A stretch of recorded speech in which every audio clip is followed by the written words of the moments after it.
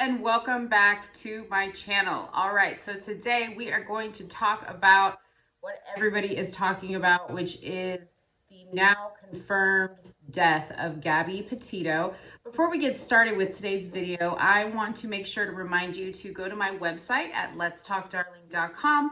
Make sure you scroll on up to the top, follow me on all my social media platforms, then scroll on down to the bottom, put your email address in there so that we can stay in contact. Okay, now I am going to talk about this case in a way that I haven't heard too many people talk about.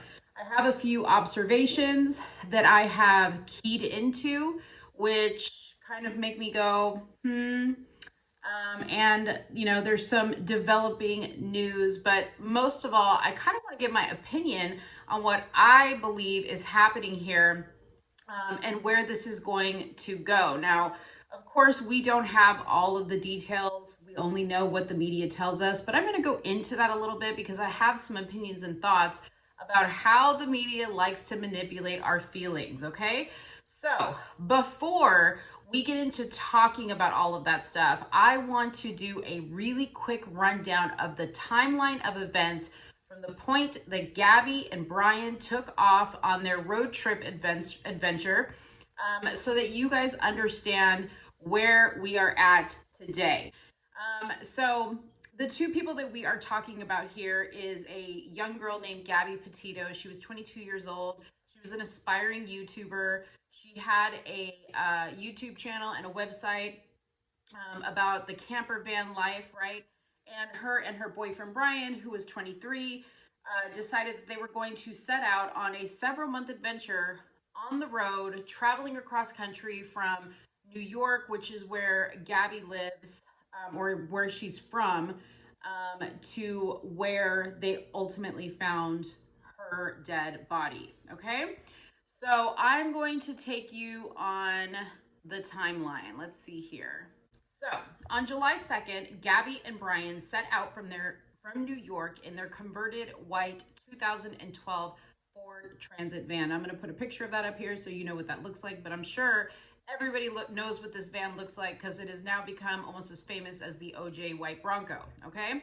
She uploads regular social media posts over the course of the next 6 weeks on Instagram and YouTube, from such beauty spots as Kansas, Colorado, Great Sands Dune National Park, Utah, and Canyonlands National Park, okay? August 12th, the pair had been seen bitterly arguing in Moab City, Utah, concerned by bystanders who eventually called 911 to intervene. Okay, now what I'm going to do really quick here is I'm going to kind of insert a video of the incident that occurred along the side of the road so you guys can kind of see what I'm talking about. It is an hour-ish long video. I'll put a link to it in the description box below. I highly, highly, highly suggest you watch the entire video. A lot of people have been making a lot of comments and assumptions on this case based on clips they have seen on social media, and you just cannot do that, okay? The other thing I'm going to do is I'm also going to play a quick snippet of the 911 call where a gentleman called in to report seeing Gabby and Brian arguing on the side of the road. I'm going to do that because as I talk about the police cam video from when they were pulled over, there were some discrepancies from what I heard on that 911 call and what Gabby and Brian and the police discussed on that day by the side of the road. Okay? Hi, I'm right on the corner of Main Street by Moonflower, and we're driving by, and I'd like to report a domestic dispute. Florida with the white van, Florida license plate, white land, gentleman, Where's about it at? 5'6" beard. They just drove off. They're going down Main Street. They made a right onto Main Street from Moonflower. Or what were they doing? Cooperative, but what'd you say? What were they doing? We drove by, and the gentleman was slapping the girl. He was slapping her? Yes, and then we stopped. They ran up and down the sidewalk. He proceeded to hit her, hopped in the car, and they drove off. Keys are on the hood. You want to tell me what's going on? Yeah, I don't know. It's just some days I have really bad OCD, and I was just cleaning and straightening up the back of the van before, and I was apologizing to him and saying, I'm sorry that I'm so mean, because sometimes I have OCD and sometimes I just get really frustrated. Not like mean towards him, I guess my vibe is like I am like in a bad mood. And I was just saying, I'm sorry if I'm in a bad mood. I've just been really stressed. I had so much work I was doing on my computer this morning. We've been fighting all morning, and he wouldn't let me in the car before. And then Why wouldn't he let you in the car? Because of your OCD? Told me I needed to calm down. Yeah. But I am perfectly calm. I'm calm all the time, and he really stresses me out. And this is a rough morning. You want to tell me about those scratches on your face? She had stuff on her hand. That's why I was pushing her away. Because she wanted me. I left the keys so I could walk away. I said, let's just take a breather and let's not, go anywhere. Let's just calm down for a minute. She was getting worked up, and then she had her phone and was trying to get the keys from me. So like that, and then I was just trying to. I know I shouldn't push, but I was just trying to push her away to go. Let's just take a minute, step back, and breathe. And she got me with her phone. Can I see your hand? Oh, you got a mark right here. Oh, that's from a wire. That's on a wire? Yeah. You want to tell me about hitting that curb? Hitting the curb was her grabbing the wheel. She grabbed the wheel? Yeah. She said, I can't believe we're getting pulled over, and then she grabbed the wheel. So, an attending officer, Daniel Robbins, notes that the pair appeared to be in the midst of a mental health crisis and that Mr. Laundrie had locked Miss Petito out of the van, but she had climbed back in through a window to continue arguing with him. Okay? August 13th. Here's another really important factoid that you guys need to pay attention to. Two women, Kylene Schulte and wife Crystal Turner, I'll insert a picture here so you see what they look like, are last seen at Woody's Tavern in Moab City, Utah. Okay, so that's the same city that Brian and Gabby were in when they got pulled over on the side of the road, but this is the next day. Okay, so the day after they were pulled over on the side of the road. Their last seen, okay? Those two worked at Moonflower Co-op near where Miss Petito and Mr. Laundrie had their fight, okay? So they had a fight at the co-op, which is where this person who called 911 saw them, okay? She worked, Kylene worked the day of Gabby and Brian's fight, okay? But left her shift an hour and a half before the fight had been reported to have occurred.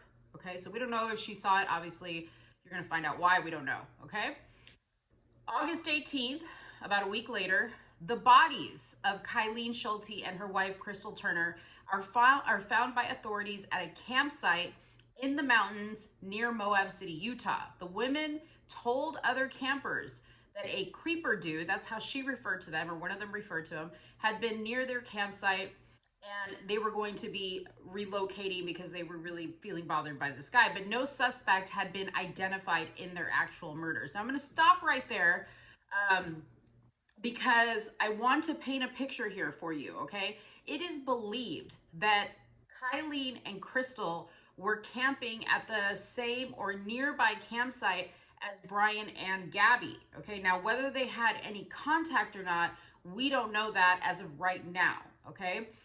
But when they had been at their campsite, they had told some other campers that there was some weird dude, kind of talking to them or approaching them. And so they felt uncomfortable about it.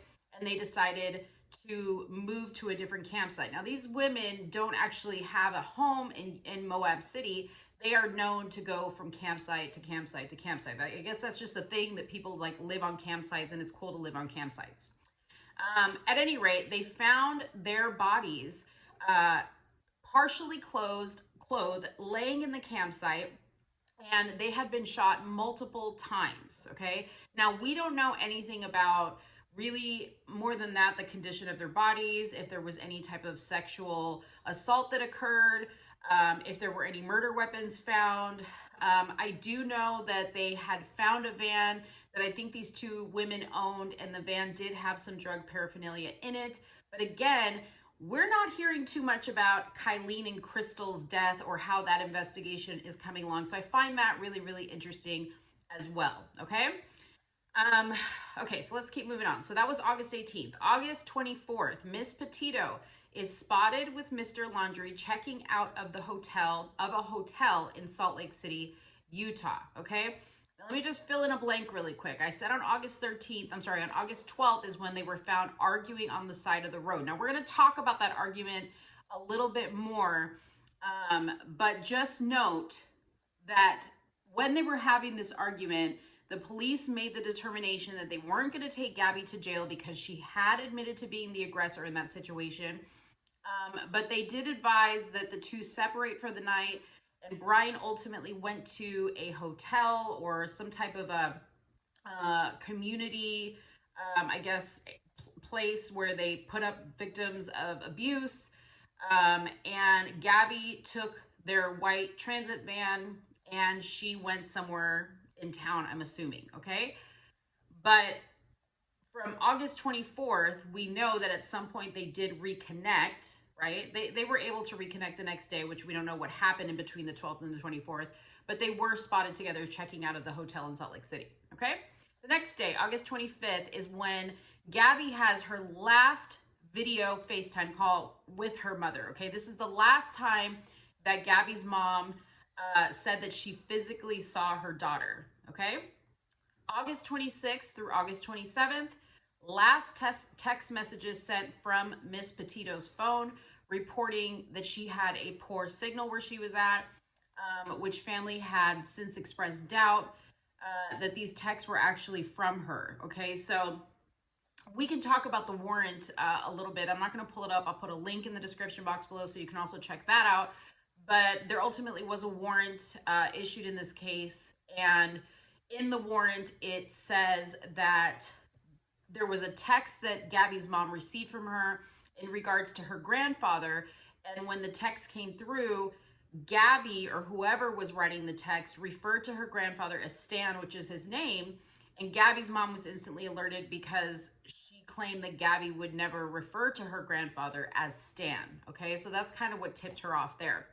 August 29th, Miranda Baker, who is a TikToker, or she has a TikTok channel, and her boyfriend picked up Mr. Laundrie, who was hitchhiking by himself on August 29th. Okay, so he was by himself without Gabby at Coulter Bay in Grand Teton. Northport Police in Florida confirmed to the Independent that they had spoken to Miss Baker but declined to provide further details. September 1st, Mr. Laundrie returns to Northport in Miss Petito's van. So he comes back home to Florida in Miss Petito's van without her. Okay, now I do want to mention that although they left from New York, which is where Gabby's father lives, Gabby was actually living with the Laundrie family. So she was living with Brian at their home in Florida. Okay. So September 1st, Brian comes back home to Florida with her van. That van was registered to her solely. Okay. And we find that out in the traffic stop.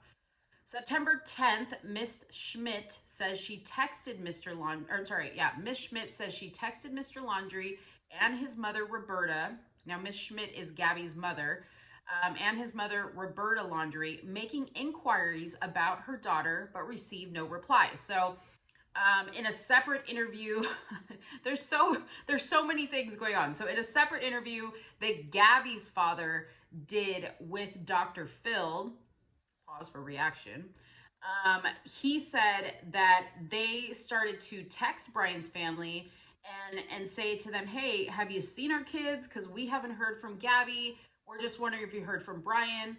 We're getting worried and we're thinking about maybe calling the police, and they didn't respond. Now, they found that very odd, which I would find that odd too, that if I was a concerned parent and, you know, Gabby's living at their house, she's the fiance of their son, that they would also be concerned about their well-being.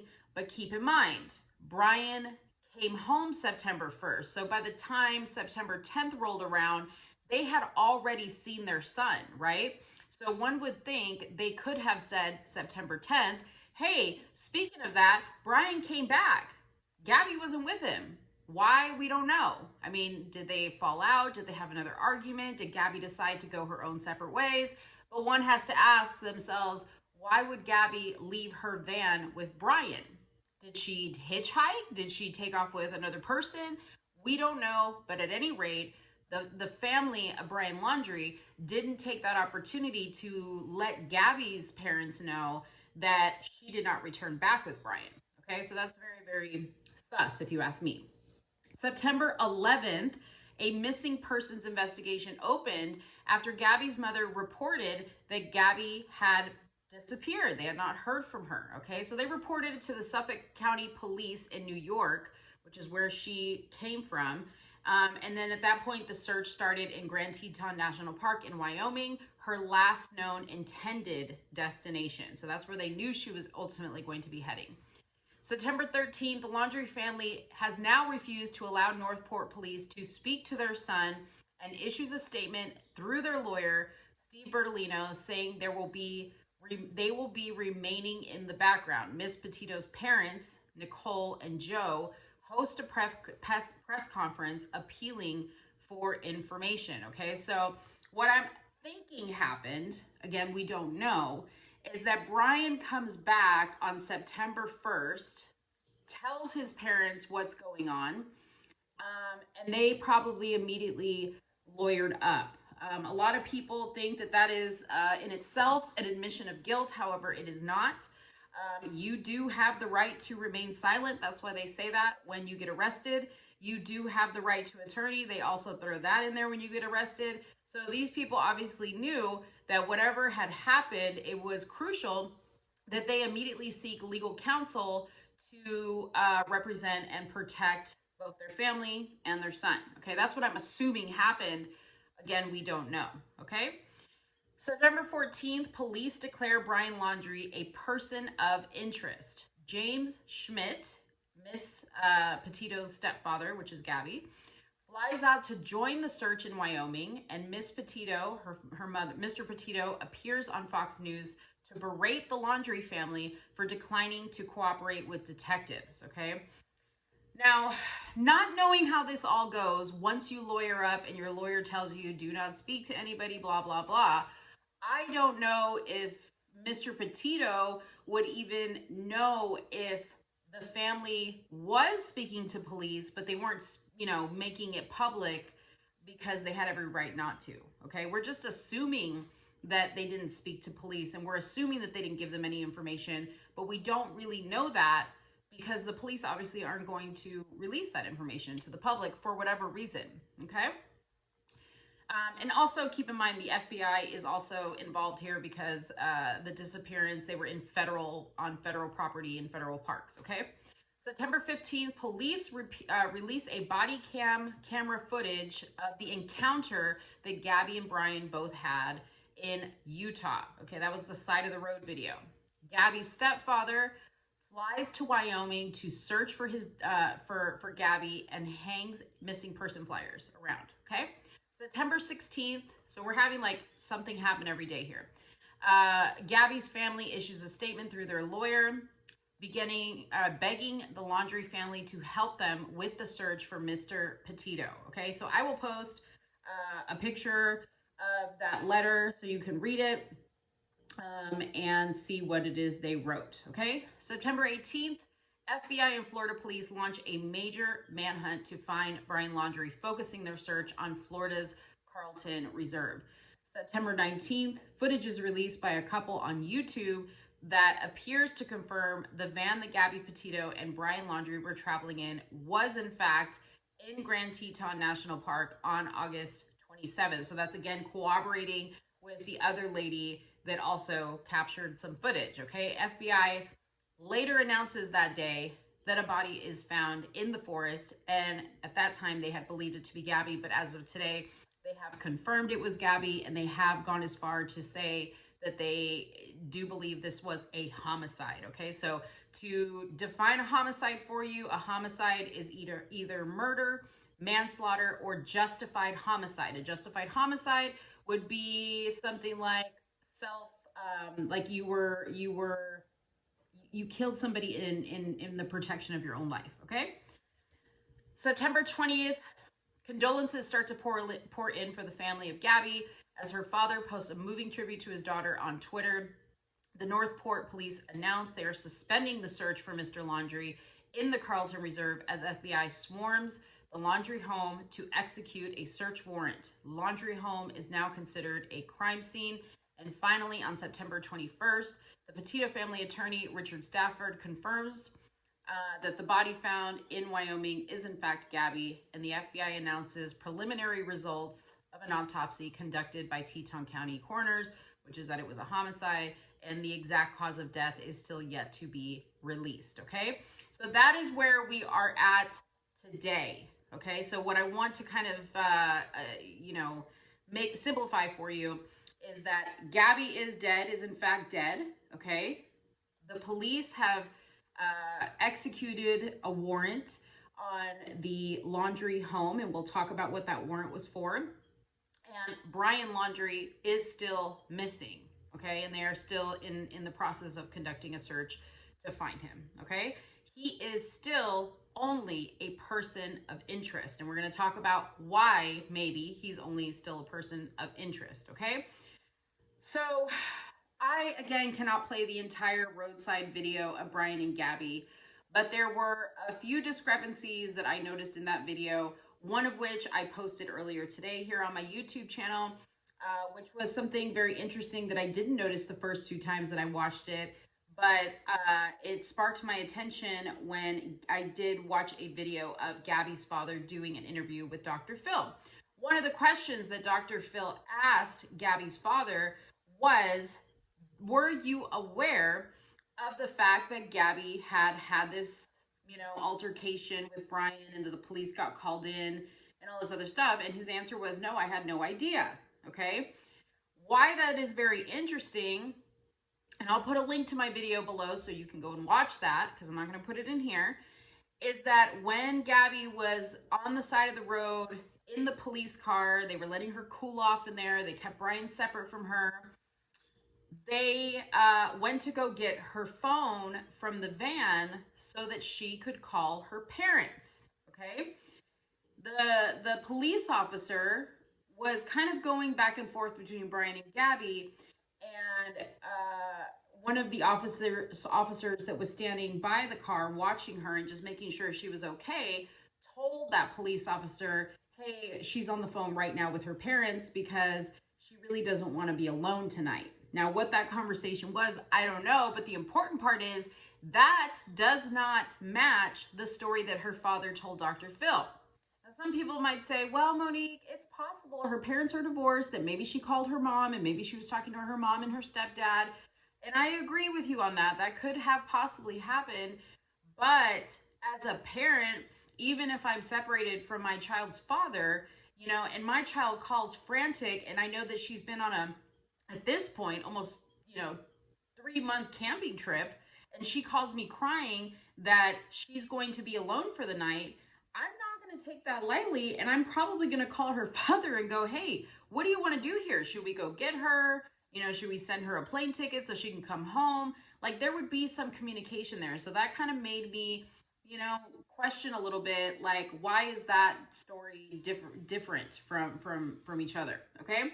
The other thing that was very, very interesting to me is early on in the pullover, Brian told the police, he was explaining to them, the police said, well, tell us why somebody told us they saw you guys fighting on the side of the road. And he said, well, we were fighting, right?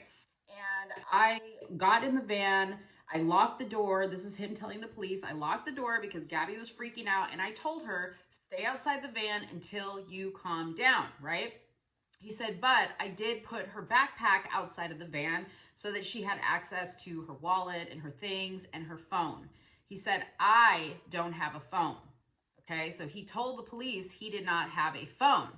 Not a big deal, right? Until the police go over to Gabby to give her the rundown of what's about to happen, that they're going to take Brian to a hotel because he's the victim in the situation.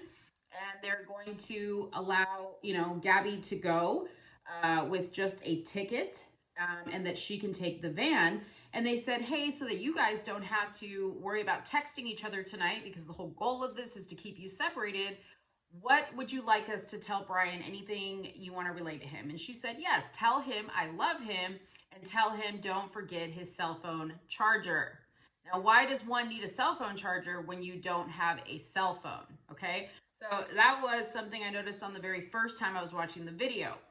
The other thing that I don't know if many people heard when they were watching this video, because there's this big misconception. I don't even want to say it's a misconception, but there's this opinion that Gabby is showing classic signs of an abused person, okay, of somebody who's she's protecting her abuser, she is lying for her abuser.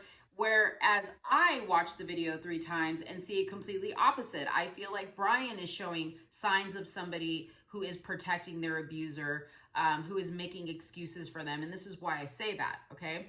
In the very beginning, the police actually considered arresting Gabby because she really wasn't going to have a place to go, because again, she was the abuser. She was the person in the wrong here, okay?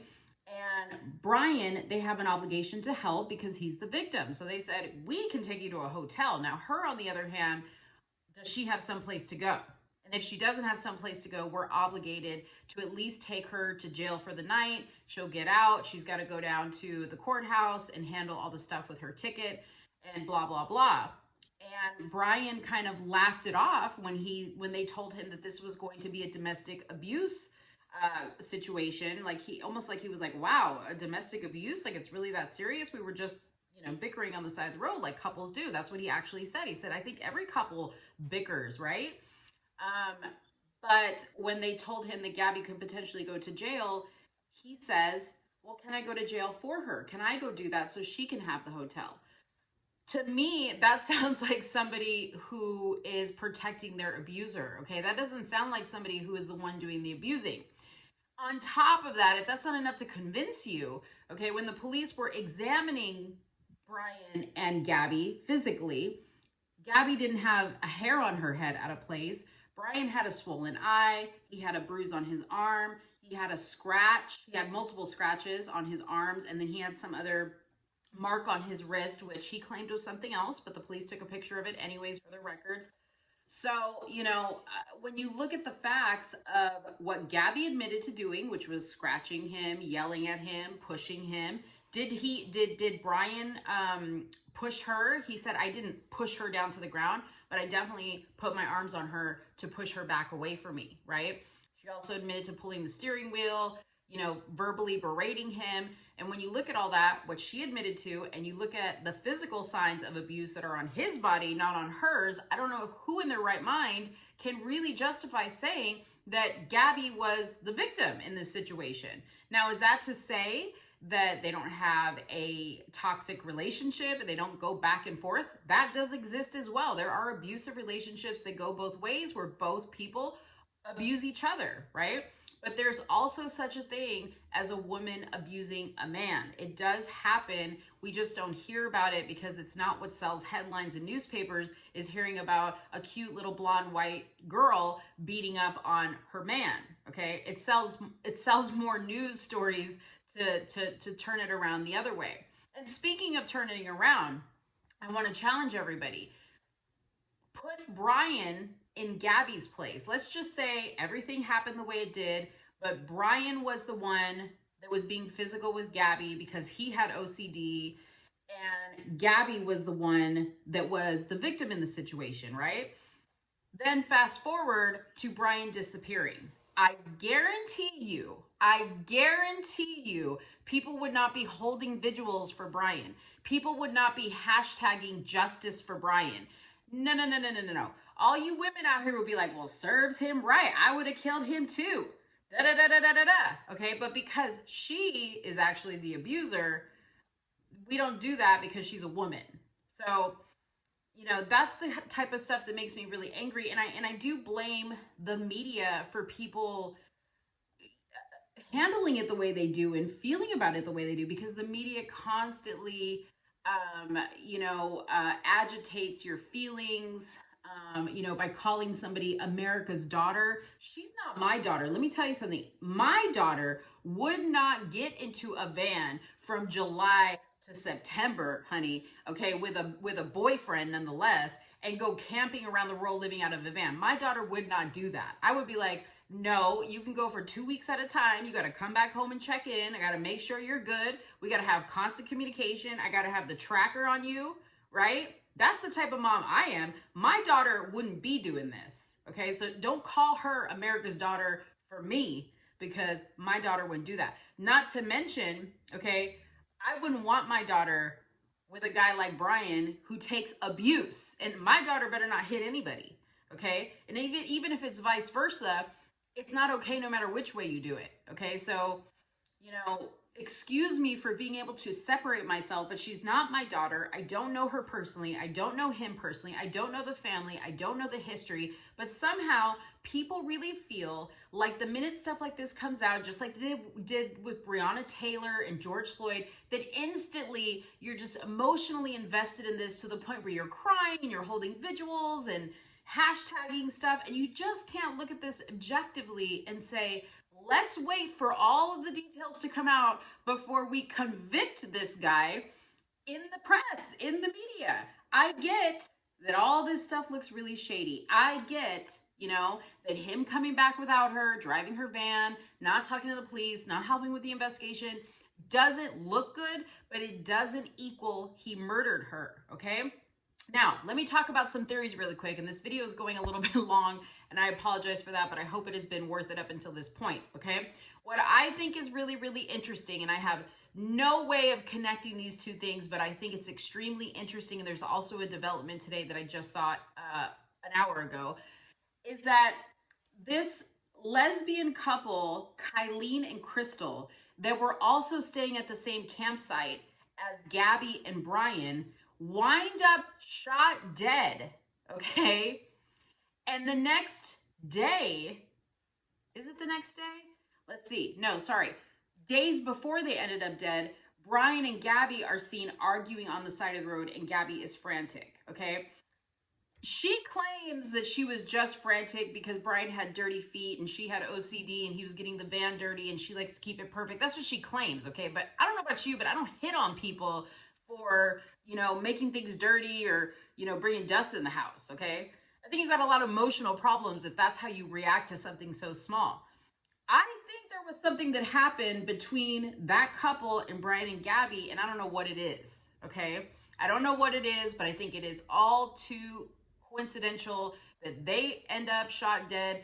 Gabby ends up shot dead. Brian is missing, okay? Today, in the area of where the lesbians were found and where, you know, in that vicinity, right? Another body is found in the dumpster. Okay. There's a lot. I mean, I get that something over 90,000 people a year, okay, are found dead in federal and national parks across the United States. 90,000 people, I think, is what it is. They either go missing or they're found dead, okay? One's got to ask themselves, why are we focusing on this one? Why is this girl so important? Why is this situation so important? Why are we not focusing on who killed Kylene and Crystal, too? The police claim that those two have nothing to do with one another, but I don't know. It sounds really sus, okay? Now, the warrant that was issued to search the home of Brian's parents. A lot of people were like, oh my God, TikTok was going crazy. They damn near had a murder weapon in the shed in the back of the house, and police were there taking pictures of it. They were probably looking for bloody clothes. No, that was not the case, okay? If you read the 9-page warrant, which I will link below so that you can do that, it clearly states they found a hard drive in Gabby's white van, which was ultimately turned over to the police. And they found a hard drive in there, and they were curious to gather all the other computer electronic things that Gabby and Brian had in the home for the purposes of establishing a timeline for this whole situation. Okay, an even more detailed timeline. So they were not there looking for DNA. They weren't there looking for a bloody shirt. They weren't there looking for a murder weapon. Now, the way that warrants work, you have to be very specific about what you're going in to get. Similar to how they were in the Breonna Taylor case, you have to have evidence as to why you believe that information is there and how it's going to help your case. And you have to go before a judge and get that approved. Now, I believe there's always a clause in warrants that if you get to the location and you see something that might be of interest to the case, I think it does allow you to capture that for evidence. but this wasn't the type of warrant like you see on LA Law, where they just like bust in through the door, ransack the house, take everything they want to take or whatever. That's not what happened. In fact, Brian's parents were escorted out of the home when the FBI arrived to serve the warrant, and they only placed them in a car in the driveway. They didn't take them anywhere. They didn't separate them. I think they stayed in that car for maybe 30, 45 minutes, and then they brought them right back in the house, where they remained during the full extent of the search of the home, okay? So they took whatever they needed out of the home as it pertained to the electronics, and I'm sure they're processing that now as they are also going through determining the cause of death for Gabby. It is my opinion, and this is where I'm going to wrap the video up because I don't want to go too far into this. And I'm hoping in a few days we find out what's really going to happen here or what has happened. But it is my opinion that this story is a little bit more complicated than we all think. Okay. Do I think Brian could have possibly hurt Gabby? It's possible. He could have possibly hurt Gabby. Okay. It is now determined that it was a homicide, right? But, do we know that maybe Gabby didn't, fly off the handle again and start acting crazy, and Brian maybe accidentally killed her in the heat of the moment, freaked out, ran home, lawyered up, doesn't know what to do? I don't know. That is all yet to be determined. Are the two women that were staying at the same campground in Utah connected to the situation with Gabby? Is the guy that they found in the dumpster connected? Is there a serial killer on the loose going from national park to national park killing people? We don't know. The fact of the matter is we need to find Brian alive because we need the details, okay? Now, there is one missing thing that they had found that nobody knows what it says, but when Brian went out to the national park, he didn't drive the white van after he returned back from Florida and decided to go back out. He didn't drive the white van, he took his Mustang, okay? And they found a note on the Mustang. What that note said, we don't know. Maybe it said, hey, mom and dad, I'm really sorry. I can't take the pressure of this. I'm walking into the woods and I'm offing myself. I love you guys. Goodbye. We don't know if that is the case. Needless to say, they still have not named him a suspect in the murder of Gabby Petito. So that is where we are at. I want to know what you guys think about my assessment. I tried to make it quick and as detailed as possible. I will put all the links down below so that you also can go and do your own research and come up with what you think might have happened. But I'm hoping that soon we're going to find out. I really do, because this is probably got to be one of the more interesting cases that we have seen in a long time. But anyways, thank you guys so much for watching this video. Please do not forget to like it. Please don't forget to share it. Don't forget to subscribe to my channel, and I'll be back with another one. Thanks, guys. Bye-bye.